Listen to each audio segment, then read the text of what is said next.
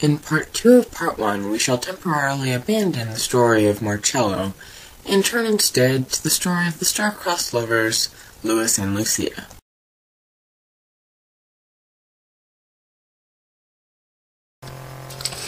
Darling, what is that thing on your head? It is hair, my love.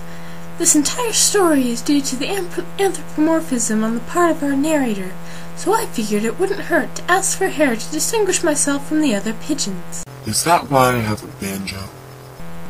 Yes, darling. Why have I not heard of this narrator? I am a prophet chosen by the French fry himself, so I am privy to that sort of information. Of course, love, I should have thought of that before. Now come over here and whisper sweet nothings to me as I thoughtlessly strum on my banjo. I enjoy being your muse, my love. End of part 2 of part 1.